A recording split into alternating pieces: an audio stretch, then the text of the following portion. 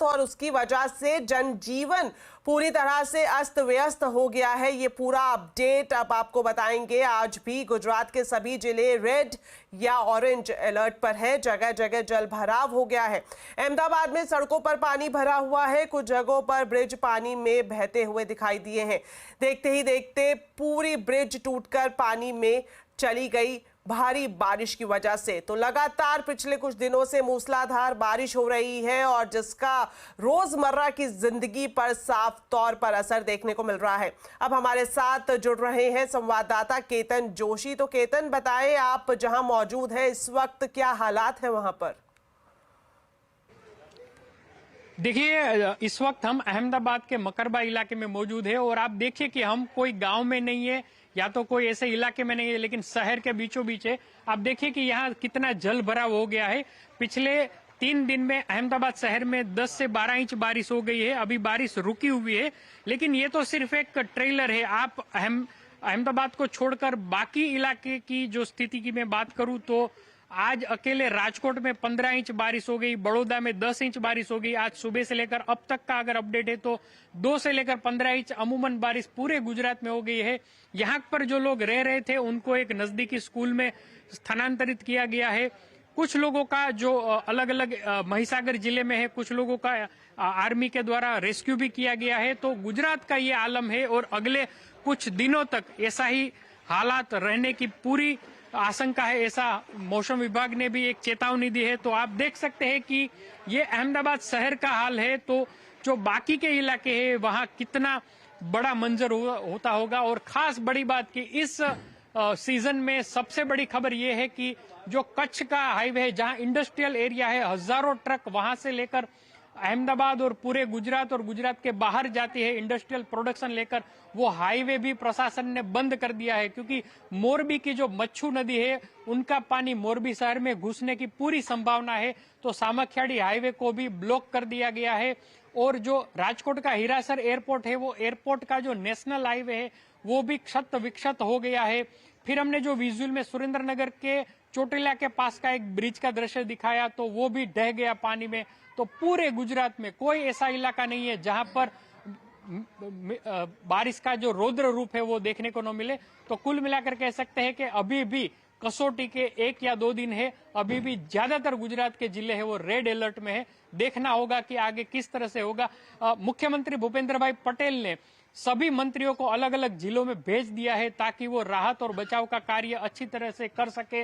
Army ने 6 team को deploy किया है जो कि अलग अलग जहां पर बाढ़ के हालात है उस जिला में सबको भेज दिया गया है। तो प्रशासन तो तैयार है, लेकिन बारिश उससे भी जोरों का प्रभाव दिखा रही है। तो देखना होगा कि आने वाले समय में किस तरह से हालत होती है। लेकिन अभी भी गुजरात की हालत काफी खराब है और कई जगह से काफी डरावनी तस्वीरें भी सामने आ रही है।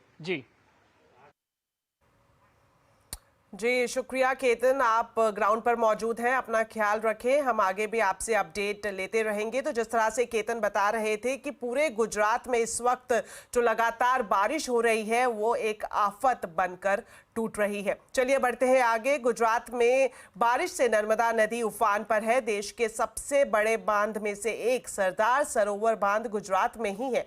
यहाँ सरदार वल्लभ भाई पटेल की दुनिया की सबसे ऊंची प्रतिमा है। यहाँ की कुछ रोचक तस्वीरें आपको दिखाते हैं जो ड्रोन से ली गई हैं।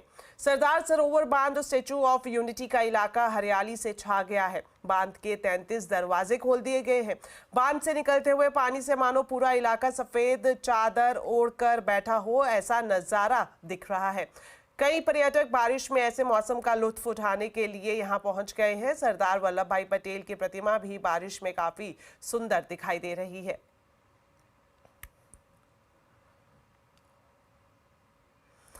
चलिए अब बात कोलकाता की, जहां पर सड़कों पर संग्राम मचा हुआ है। कोलकाता रेप और हत्याकांड के खिलाफ हजारों छात्रों ने मुख्यमंत्री मुख्यालय नबन्ना की तरफ मार्च किया। छात्रों के मार्च को रोकने के लिए पुलिस ने जगह जगह बैरिकेडिंग की। इस दौरान छात्रों और पुलिस के बीच में झड़प भी हुई।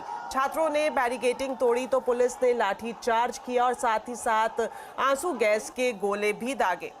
पुलिस ने छात्रों को रोकने के लिए वाटर कैनन का भी इस्तेमाल किया। तो इस बड़ी खबर पर अपडेट के लिए अब सीधा जुड़ते हैं संवाददाता सहानिक घोष से। तो सहानिक, आप बताएं कोलकाता में छात्रों के मार्च पर क्या अपडेट है? देखिए, आरजीकर के घटना के खिलाफ आज छात्र लोग वो आज रास्ते पे उतर आए थे और जो चीज हमने देखा, सीएम का जो ऑफिस है पश्चिम बंगाल का, उस ऑफिस के लिए वो लोग मार्च करके कोलकाता के एक एक हिस्से से वो शुरू किया अपना मार्च। और वो नवान्नो मतलब कोलकाता का जो स्टेट सेक्रेटरीट बिल्डिंग है, उस सेक्रेटरीट बिल्डिंग के लिए उन लोगों ने मार्च करना चालू किया था। लेकिन पुलिस की तरफ से एकदम बहुत भारी मात्रा में यहाँ पे पुलिस का डिप्लॉयमेंट था। पूरी तरह से पुलिस भी प्रस्तुत थी। वहां पे किसी भी तरह से कोई भी law and order situation out of control नहीं जाना चाहिए, इसलिए वो लोग भी पूरी तरह से बैरिकेडिंग करके हमने जो देखा वहां पे वाटर कैनन, वहां पे स्टन ग्रेनेड, वहां पे टियर गैस सब लेके पुलिस भी मौजूद था। और वहां पे थोड़ी ही देर में जब पहुंचे वो लोग डिफरेंट साइड से, मतलब कोलकाता के डिफरेंट हिस्सों से, जब पुलिस की वो बैरिकेड के पास जब छात्र लोग पहुंचे तब एकदम बहुत देर से वहां पे धुआंधार एक साइड से वाटर कैनन की जैसे वाटर कैनन चलाई गई, उसी तरह दूसरी तरफ से भी छात्रों की तरफ से भी उसके खिलाफ वो लोग भी बैरिकेड तोड़ने की कोशिश कर रहे थे। अभी भी हावड़ा मतलब जहां पे ये स्टेट सेक्रेटरीट बिल्डिंग है नवान्नो, उसके आसपास अभी भी भारी मात्रा में पुलिस की डिप्लॉयमेंट है, रैफ पुलिस की कॉम्बैट फोर्स, और इसके अलावा जो यहाँ का जो आर्म्ड पुलिस है सभी तैनात किए गए हैं। और इस वक्त कोशिश यही पुलिस की तरफ से रहेगी कि किसी भी तरह से और कोई नई तरीके से कोई अंदर ये नवान्नो की तरफ घुसने की कोशिश ना करे। और अभी भी इन सब जगहों पे 163 जो भारतीय न्याय संहिता का जो नया जो पहले 144 था, वैसे ही जो 163 का जो धारा है वो उसे लागू किया गया है नवान्नो के आसपास। और अभी भी इन सब एरिया में ऐसा ही स्थिति बरोबर अभी तक चालू है। शुक्रिया सहाने के इस पूरे ग्राउंड रिपोर्ट के लिए। तो वहीं छात्रों के प्रदर्शन पर अब सियासत भी शुरू हो गई है। बीजेपी ने ममता सरकार पर बड़ा हमला बोला है। कंटेनर और डंडे, वाटर कैनन जैसे ये आरोपी हैं, इन्होंने दुष्कर्म किया है। ये है तानाशाह ममता बनर्जी की आंखें, जिन आंखों में एक जघन्य अपराधी के लिए प्यार है, लेकिन जो छात्र हैं, जो डॉक्टर हैं, उनके लिए सख्त कार्रवाई करने के लिए पुलिस को खड़ा करा देती हैं। वहीं आरजी कर अस्पताल मामले में ईडी की एंट्री हो गई है। ईडी ने इस मामले में आरजी कर अस्पताल के खिलाफ आर्थिक गड़बड़ी को लेकर केस दर्ज किया है। सीबीआई ने कल आरजी कर मेडिकल कॉलेज के पूर्व प्रिंसिपल संदीप घोष का पॉलीग्राफ टेस्ट का सेकंड राउंड पूरा किया था और इससे पहले सीबीआई ने इस घटना के मुख्य आरोपी संजय रॉय का पॉलीग्राफ टेस्ट किया था। सीबीआई ने 24 अगस्त को संदीप घोष के खिलाफ एफआईआर दर्ज की थी।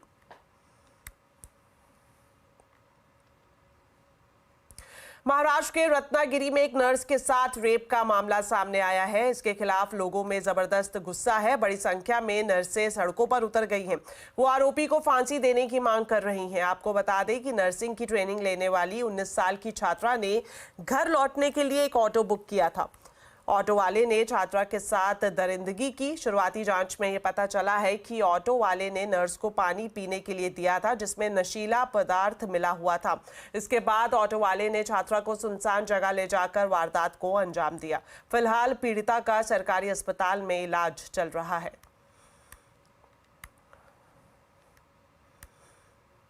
चलिए अब बात करते हैं बाजार की। फिर निफ्टी एक्सपायरी पर बाजार में दायरे में कारोबार रहा। निफ्टी रिकॉर्ड ऊंचाई के करीब जाकर फिसल गया। सेंसेक्स निफ्टी की फ्लैट क्लोजिंग हुई। सेंसेक्स 14 पॉइंट चढ़कर 81,712 पर और निफ्टी 7 पॉइंट चढ़कर 25,017 पर बंद हुआ। मिड कैप स्मॉल कैप शेयरों में खरीदारी रही। स्मॉल कैप इंडेक्स रिकॉर्ड ऊंचाई पर बंद हुए।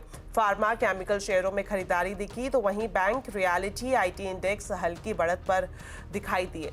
इसके अलावा एफएमसीजी, एनर्जी, मेटल शेयरों में दबाव रहा। तो बाजार में इन दिनों आईटी सेक्टर की धूम है। इस तेजी के बीच निवेशक परेशान है कि आईटी सेक्टर की किस कंपनी में दाव लगाया जाए। पूरे सेक्टर में क्या है सस्ता और क्या है महंगा, इस पर पूरी रिसर्च के साथ अब जुड़ रहे हैं सुमित मेहरोत्रा। तो सुमित, बताएं आईटी सेक्टर का पूरा हाल। तो नए रिकॉर्ड स्तरों के करीब आईटी इंडेक्स कामकाज करता हुआ दिखाई पड़ रहा है, लेकिन इस तेजी के बाद इस सेक्टर में क्या महंगा क्या सस्ता, एक बार इस पर भी नजर डाल लीजिए। सबसे पहले शुरुआत करते हैं इस सेक्टर के रिटर्न के ऊपर। 1 महीने में 2%, 3 महीने में 29%, 6 महीने में 11%, इस साल अब तक 17% और करीब करीब एक साल में 35% के आसपास का रिटर्न दे चुका है। ये निफ्टी और आईटी, निफ्टी आईटी का कंपैरिजन है। 2020 में निफ्टी आईटी जो कि 55% चला, निफ्टी करीब 15% के आसपास की तेजी रही। 2021 में निफ्टी आईटी ने आउट परफॉर्म किया 60% की तेजी के साथ, 24% निफ्टी की ग्रोथ रही। 2022 तक आते थे निफ्टी ने अंडर परफॉर्म किया, 26% की डी ग्रोथ रही। निफ्टी आईटी में 4% की तेजी देखने को मिली, निफ्टी में 4% तेजी देखने को मिली। 2023 में निफ्टी आईटी 24% चला और निफ्टी करीब करीब 20% के आसपास की तेजी यहां रही। और 2024 में अब तक 17% निफ्टी आईटी चल चुका है और निफ्टी करीब करीब 15%, slightly out performance Nifty IT में देखने को मिली है। इन्हें निफ्टी का मल्टीपल है मौजूदा करीब करीब 33 या फिर कह लीजिए 34 के मल्टीपल पर निफ्टी आईटी का इंडेक्स जो है वो कामकाज करता हुआ दिखाई पड़ रहा है। ये प्राइस टू अर्निंग मल्टीपल है। ये केपीआईटी टेक जो कि सबसे महंगों में शुमार होता है, निफ्टी आईटी की सबसे महंगे वैल्यूएशन फिलहाल केपीआईटी टेक के हैं। 76 के मल्टीपल पे कामकाज कर रहा है क्योंकि बढ़िया 50% की 5 साल में ग्रोथ भी देखने को मिली है। इसी के साथ आता है परसिस्टेंट, करीब 66 के मल्टीपल पे कामकाज कर रहा है। 5 साल में मुनाफे में ग्रोथ करीब करीब 27% के आसपास की देखने को मिली है। टेक महिंद्रा निफ्टी आईटी का सबसे महंगा निफ्टी का एक स्टॉक जो है वो है 64 के मल्टीपल पे कामकाज करता हुआ, हालांकि मुनाफे में डी ग्रोथ रही है 5 साल में 11% के आसपास की। टाटा एलेक्सी 61 के मल्टीपल पे कामकाज कर रहा है, 5 साल का मुनाफे ग्रोथ करीब करीब 22% के आसपास देखने को मिली है। कोफोर्ज में 50 के मल्टीपल पे स्टॉक कामकाज कर रहा है और मुनाफे ग्रोथ 15% के आसपास देखने को मिली है बीते 5 साल के दौरान। एलटीटीएस करीब 46 के मल्टीपल पे कामकाज कर रहा है, 5 साल की मुनाफे ग्रोथ 11% के आसपास देखने को मिली है। ओरेकल हालिया बढ़िया तेजी 41 के मल्टीपल पे कामकाज कर रहा है, 5 साल की मुनाफे ग्रोथ करीब करीब 10% देखने को मिली है। एलटीआईएम 37 के मल्टीपल पे कामकाज करता हुआ, 5 साल की मुनाफे ग्रोथ करीब करीब 25% के आसपास देखने को मिली। एम्फेसिस 36 के मल्टीपल पे कामकाज कर रहा है, 5 साल की मुनाफे ग्रोथ करीब 8% के आसपास देखने को मिली। और इस सेक्टर की सबसे बड़ी कंपनी टीसीएस 35 के मल्टीपल पे कामकाज कर रहा है, 5 साल की मुनाफे ग्रोथ महज 8% के आसपास देखने को मिली है। अब कुछ सस्ती कंपनियों की बात कर लेते हैं। सबसे पहला नाम आता है न्यूक्लियस सॉफ्टवेयर का, 22 के मल्टीपल पे कामकाज कर रहा है, 5 साल की मुनाफे ग्रोथ 18% के आसपास है। रिसेंटली बायबैक भी अनाउंस किया। विप्रो निफ्टी का सबसे सस्ता आईटी स्टॉक विप्रो है, 24 के मल्टीपल पे कामकाज कर रहा है, 5 साल की मुनाफे ग्रोथ 4% के आसपास है। ई क्लर्क्स 26 के मल्टीपल पे ट्रेड करता हुआ, करीब करीब 5 साल की मुनाफे ग्रोथ 18% के आसपास देखने को मिली। जेंसार टेक 26 के मल्टीपल पे कामकाज कर रहा है, 5 साल की मुनाफे ग्रोथ 17% के आसपास यहां पर भी देखने को मिली। एक अच्छी वैल्यूएशन पर बिरला सॉफ्ट 27 के मल्टीपल पे ट्रेड करता हुआ, करीब करीब 18% के आसपास की 5 साल की मुनाफे ग्रोथ। ऑल टाइम हाई पे एचसीएल टेक 28 के मल्टीपल पे कामकाज कर रहा है, 9% के आसपास की मुनाफे ग्रोथ देखने को मिली। इन्फोसिस करीब 29 के मल्टीपल पे कामकाज कर रहा है, यहां पर भी एक अच्छी ग्रोथ है, 11% के आसपास की 5 साल की मुनाफे ग्रोथ रही। मास्टेक करीब 31 के मल्टीपल पर है, 26% के आसपास की ग्रोथ, एक बढ़िया वैल्यूएशन, लेकिन थोड़े अपर एंड या फिर कह लिए सेक्टर के आसपास हैं। साइंट करीब 34 के मल्टीपल पर और 5 साल की मुनाफे ग्रोथ 9% के आसपास। और साथ ही साथ सास्केन करीब 34 के मल्टीपल पे कामकाज कर रहा है और 5 साल की मुनाफे ग्रोथ करीब डी ग्रोथ जो है वो 3% के आसपास देखने को मिली। तो ये पूरे सेक्टर के वैल्यूएशन की समरी है और इन ऑल टाइम हाइस पे आप अकॉर्डिंगली यहां पर कॉल ले सकते हैं। शुक्रिया सुमित इस पूरे एनालिसिस के लिए।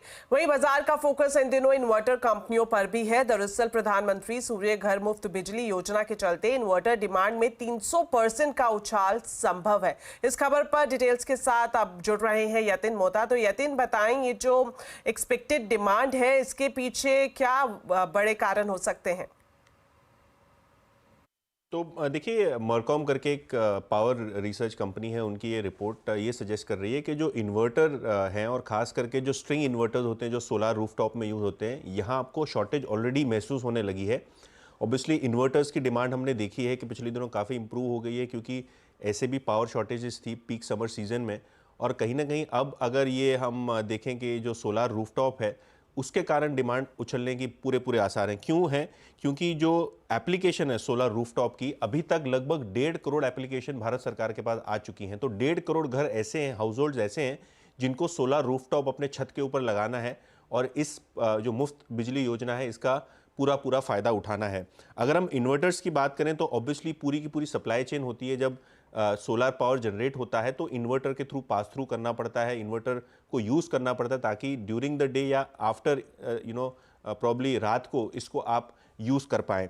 अगर हम स्ट्रिंग सोलर इन्वर्टर्स की बात करें तो सोलर कंपोनेंट जो होते हैं उसका सबसे अहम हिस्सा होता है, क्योंकि ऑब्वियसली जो पैनल्स होती हैं ये चाइनीज़ या डोमेस्टिकली प्रोड्यूस्ड होती हैं।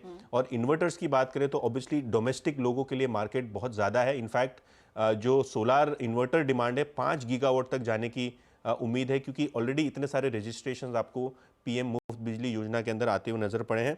ऑब्वियसली अगर हम सप्लाई चेन की बात करें, जो सोलार रूफटॉप और सोलार इन्वर्टर्स कंपनी बनाती हैं, इनमें वी गार्ड है, स्नाइडर इलेक्ट्रिक है, हैवेल्स पॉलीकैब, मेरे सरप्राइज में ये दोनों कंपनीज बहुत बड़ा काम करती है सोलार इन्वर्टर्स में। एक्साइड अमरा राजा भी तो हैं ही, और अनलिस्टेड में वारी और किर्लोस्कर जैसी कंपनीज ये प्रोडक्ट्स बनाती हैं। शुक्रिया यतिन इस पूरी जानकारी के लिए। झारखंड के पूर्व मुख्यमंत्री और जेएमएम नेता चंपाई सोरेन बीजेपी में शामिल होंगे। आपको बता दें कि ईडी ने एक केस में जब हेमंत सोरेन की गिरफ्तारी की थी तो 2 फरवरी को चंपाई सोरेन को झारखंड का मुख्यमंत्री बनाया गया था। 28 जून को जब हेमंत सोरेन की रिहाई हुई तो हफ्ते भर में चंपाई को हटाकर हेमंत खुद सीएम बन गए। 10 दिन पहले ही चंपाई सोरेन ने जेएमएम में अपमान का आरोप लगाते हुए एक्स पर लंबा पोस्ट लिखा था। तब से उनके बीजेपी में शामिल होने की अटकलें लगाई जा रही थी। आज उन्होंने खुद ये साफ कर दिया कि वो 30 अगस्त को भारतीय जनता पार्टी में शामिल होंगे। पहले तो हम सोचा था संगठन बनाएंगे नया, समय का कमी और झारखंड प्रदेश का कुछ अलग ही परिस्थिति है। हम बड़ा मंथन करने के बाद देश का माननीय प्रधानमंत्री का उनका ऊपर विश्वास किया, गृह मंत्री अमित शाह के ऊपर विश्वास हमारा बढ़ गया और भारतीय जनता पार्टी में शामिल होने का हमने निर्णय ले लिया। महाराष्ट्र के सिंधुदुर्ग में स्थापित छत्रपति शिवाजी महाराज की 35 फीट की स्टील की मूर्ति सोमवार को गिर गई। यह प्रतिमा मालवण तालुका के राजकोट फोर्ट में भारतीय नौसेना ने बनवाई थी। पिछले साल 4 दिसंबर को नेवी डे के मौके पर प्रधानमंत्री नरेंद्र मोदी ने मूर्ति का अनावरण किया था। प्रतिमा के गिरने पर महाराष्ट्र के विपक्षी दलों ने राज्य सरकार पर लापरवाही का आरोप लगाया है। वहीं मुख्यमंत्री एकनाथ शिंदे ने घटना को दुर्भाग्यपूर्ण बताते हुए कहा कि इसकी पुनर्स्थापना जल्द की जाएगी। साथ ही मुख्यमंत्री ने यह भी कहा कि तेज हवा के चलते प्रतिमा गिर गई।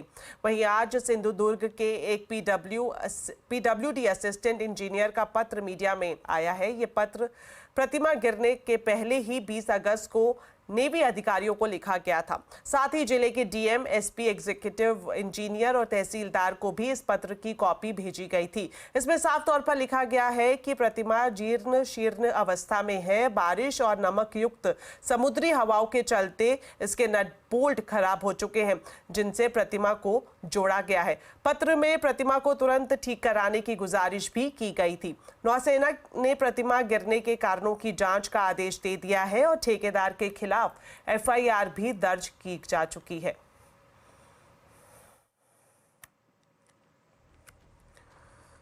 तो चलिए फिलहाल वक्त हो गया एक छोटे से ब्रेक का। ब्रेक के बाद आपको दिखाएंगे दही हांडी की धूम। आप देखते रहिए आवाज समाचार।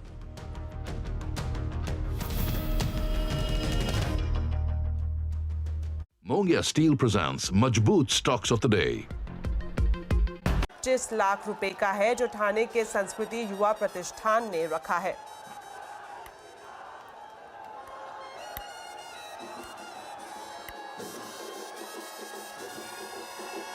तो कृष्ण जन्मोत्सव के बाद अब मनाया जा रहा है दही हांडी का त्योहार और ये आप देख रहे हैं खूबसूरत तस्वीरें अलग अलग इलाकों से। मुंबई, ठाणे, बोरीवली, हर जगह दही हांडी की धूम है और लगातार हम तस्वीरें दिखा रहे हैं कि किस तरह से गोविंदाओं की टोली अब दही हांडी के त्योहार में शामिल हो गई है और पिछले साल के मुकाबले इस साल गोविंदाओं की संख्या भी ज्यादा है।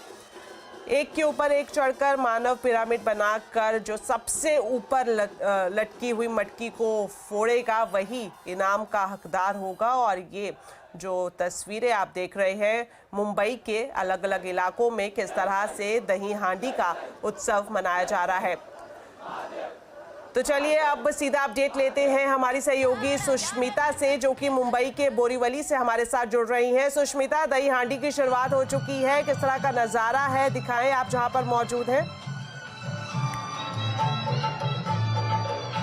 बहुत ही उल्लास से, आनंद से सभी जो गोविंदा है, यंगस्टर्स है, वो अभी बालाघाट बोरीवली में आए हुए हैं और यहाँ पे एक के ऊपर एक खड़े होंगे। लगभग 8 से 9 थर जो होते हैं वो लगाने के बाद ये दही हांडी फोड़ी जाएगी। कई सारे सेलिब्रिटीज, पॉलिटिकल लीडर्स आज यहाँ पे आने वाले हैं। मुंबई में आज अगर हम देखें तो पूरी तरीके से गोविंदा की रौनक है। हर जगह पे गोविंदा गोपाला का जयघोष जो है, नाम जो है वो लिया जा रहा है। ये सारा यूथ है, ये सारा यंग क्राउड है जो यहाँ पे आके रिकॉर्ड ब्रेक करने वाले हैं। आने वाले इलेक्शंस को देखते हुए सभी पॉलिटिकल पार्टीज ने लाखों रुपए के इनाम रखे हैं इस दही हांडी को फोड़ने के लिए। और ये मटकी कौन फोड़ेगा, कौन असली कन्हैया है, ये देखना भी जरूरी रहेगा। छोटे छोटे बच्चे यहाँ पे आए हैं, उनको सेफ्टी हार्नेस भी दिया जा रहा है। सेफ्टी हार्नेस के साथ उनको यहाँ पे दही हांडी फोड़ने के लिए लाया जा रहा है। यहाँ पे आप अगर देखें तो स्टेज पे भी कई सारे छोटे लड़के लड़कियां होंगे, उनको लाया गया है जो रिचुअल है, जो जिस तरीके से हांडी फोड़नी है वो काम करने वाले हैं।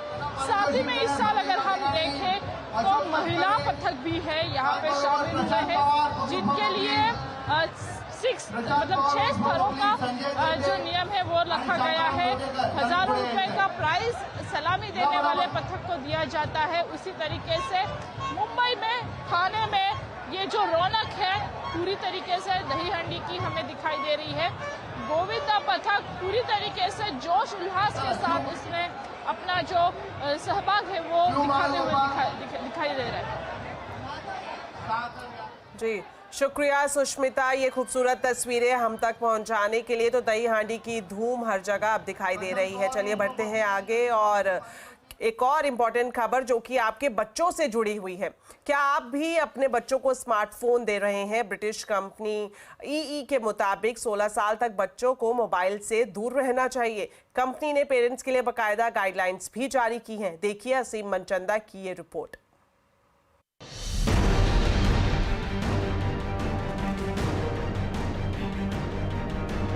आजकल माता पिता अपने छोटे बच्चों के हाथ में भी मोबाइल फोन थमा देते हैं, लेकिन ये मोबाइल बच्चों के लिए परेशानी का सबब बन सकता है। ब्रिटिश टेलीकॉम ऑपरेटर ईई ने पेरेंट्स के लिए चेतावनी जारी की है।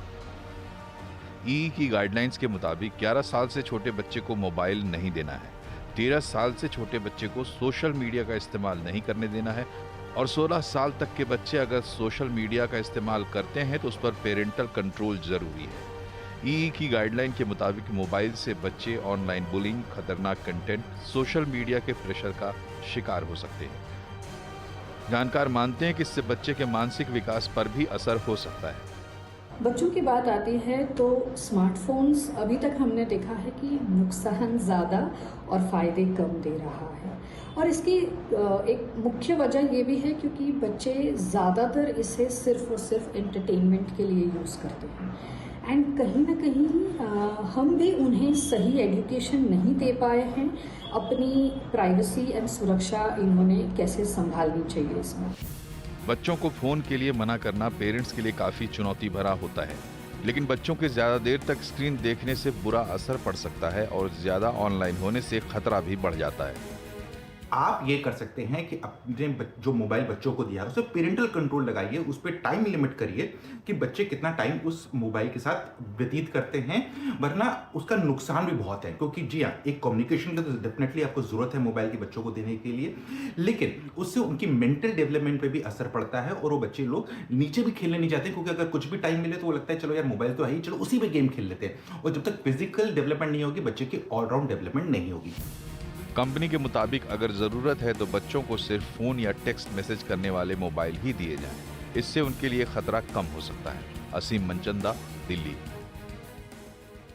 चलिए, मेरे साथ इस बुलेटिन में इतना ही, लेकिन जाते जाते आपको बताते हैं आज के कंज्यूमर अड्डा के टॉपिक के बारे में। बच्चों में लगातार बढ़ती स्मार्टफोन की लत को लेकर चेतावनी जारी हुई है, जिसमें पेरेंट्स को हाई अलर्ट किया गया है। क्या है ये चेतावनी और क्या है इसका सॉल्यूशन, इस पर कंज्यूमर अड्डा में करेंगे चर्चा शाम 5:57 पर।